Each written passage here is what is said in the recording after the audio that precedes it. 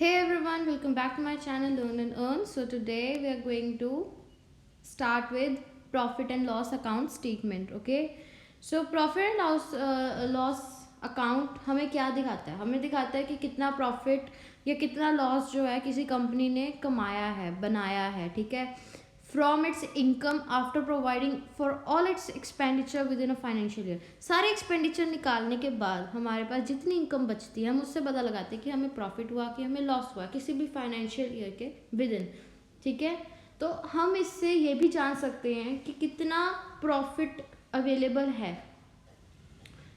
One may also know how the profit available for appropriation is arrived at by using profit after tax as well as portion of reserves. ये भी पता लगा सकते हैं कि कैसे जो है प्रॉफिट हमें मिला है. अगर प्रॉफिट है तो हमें कैसे मिला है, कहाँ से मिला है, प्रॉफिट आफ्टर टैक्स से मिला है या फिर पोर्शन ऑफ रिजर्व से मिला है. ठीक है, तो इससे क्या पता लगता है कि जो प्रॉफिट अप्रोप्रिएशन है डिविडेंड्स के टुवर्ड जनरल रिजर्व के बैलेंस के, वो सारा कुछ हमें बैलेंस शीट में दिखने को मिल जाता है. ठीक है, अब यहाँ पे आपको प्रॉफिट एंड लॉस अकाउंट की ये दिया हुआ है. ठीक है, ये प्रॉफिट एंड लॉस है अकाउंट है. ठीक है, यहाँ पे ईयर गलत दिया हुआ है, 2005 लिखा है और नीचे यहाँ पे कॉलम्स में 2015 लिखा है.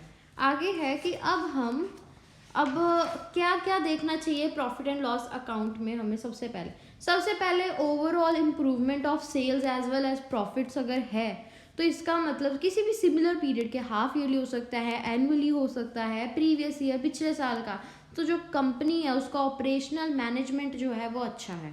ठीक है, ये पता लगता है हमें. दूसरे में अगर आप क्योंकि यहाँ पे क्या होता है ना, कंपनीज का बहुत स्कोप होता है कि वो मैनिपुलेट कर सकती है अपनी कम इनकम से. ठीक है, तो अगर इनकम जो है वो डिविडेंड से आ रही है, किसी भी इन्वेस्टमेंट या इंटरेस्ट से आ रही है किसी भी लोन के, तो ये अच्छी चीज़ है. इस इनकम को हम स्टडी इनकम कहेंगे. लेकिन अगर कोई की इनकम जो है वो किसी एसेट या किसी लैंड को बेचकर आ रही है तो हमें उस चीज़ के बारे में थोड़ा सा कॉशियस होना होगा, क्योंकि वो इनकम जो है वो एक एनुअल अकरेंस नहीं है. देखो, अगर हमने अपने एसेट्स ही बेच दिए, हमारे पास बचा ही क्या, हम किसको फिर क्या कर सकते हैं ना. आपने अपनी कंपनी की लैंड बेच दी, आपने प्रॉपर्टी बेच दी, that is your current asset. बेच दिया आपने, अब आपके पास क्या, आपके पास कंपनी है नहीं है. ठीक है, फिर आगे है कि हमें देखना चाहिए कितना एक्सपेंडिचर्स में इंक्रीज़ आया है, यानी कि रॉ मटेरियल कंजम्पशन कितनी हुई, man power cost, manufacturing, administrative and selling expenses में कितना इंक्रीज़ आया है.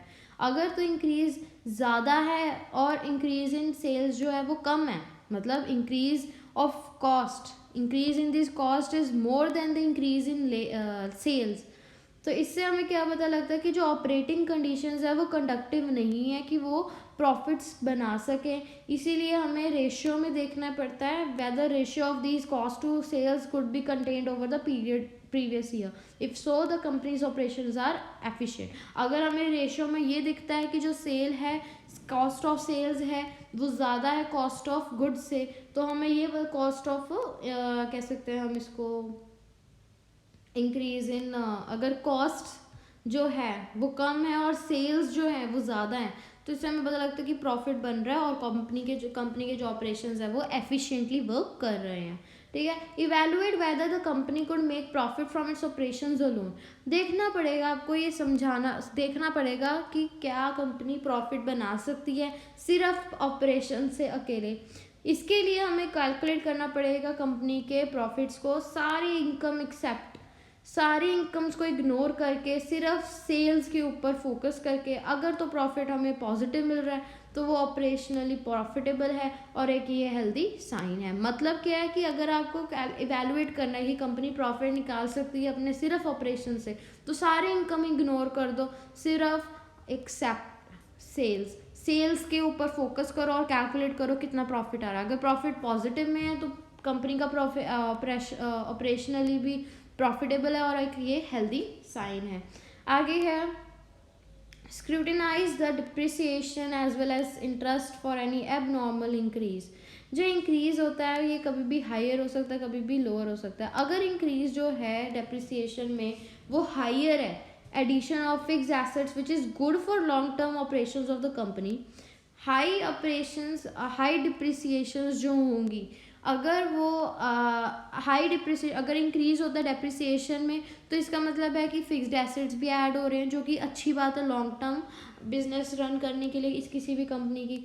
जितने भी हाई डेप्रिसिएशन है वो ओवर पावर कर सकते हैं नेट प्रॉफिट्स को, इसीलिए ये अच्छी चीज़ है क्योंकि ये कैश फ्लो होगा इसके अंदर, ठीक है। अगर हम बिजाय हम नेट प्रॉफिट्स को देखने के, हमें हमेशा कैश प्रॉफिट्स देखने चाहिए, कि कंपेयर करना चाहिए कहाँ पे राइज आ रहा है कहाँ पे नहीं आ रहा है। High interest cost is always a cause of concern because the interest debt burden can not be reduce in the short term. देखो अब यहाँ पे क्या है, डेप्रिसिएशन में इंक्रीज आता है तो वो अच्छी चीज़ है, लेकिन अगर हाई इंटरेस्ट कॉस्ट आ रहा है तो वो चीज़ जो है हमारे कंसर्न की है, क्योंकि डेट ज़्यादा बढ़ रहा है, बर्डन ज़्यादा बढ़ रहा है, उसे हम एक छोटे टाइम पीरियड में हम उसे कम नहीं कर सकते, इसीलिए, ठीक है। कैलकुलेट द अर्निंग्स पर शेयर, ईपी शेयर मैंने आपको बताया था ना, EPS that is earning per share, उसे कैलकुलेट करो, बाकी सारी रेशियोज को कैलकुलेट करो, और फिर हाफ ईयरली रिजल्ट्स लाने हो अगर, तो उसको हाफ ईयरली अर्निंग्स पर शेयर बाय 2 कर दो, तो आपका एनुअलाइज्ड अर्निंग पर शेयर आपको मिल जाएगा, ठीक है। तो ये था आपका पूरा chapter number 9, concepts and modes of analysis which is all done by my side. ये पूरा चैप्टर मैंने कवर कर दिया है, इसमें आई डोंट थिंक कि मैंने कोई भी चीज़ छोड़ी होगी, but if you still think so please do comment me, क्योंकि आप जब कमेंट करोगे तो मुझे पता चलेगा कि आपको वीडियोस कैसी लग रही हैं, आपको वीडियोस अच्छी लग रही हैं नहीं लग रही हैं। मैं अपने स्पीकिंग स्किल्स को भी ऑल्टर कर सकती हूँ अगर आपको वो चीज़ कंफर्टेबल नहीं लग रही है। So please do like share and subscribe my channel and comment as well. Thank you.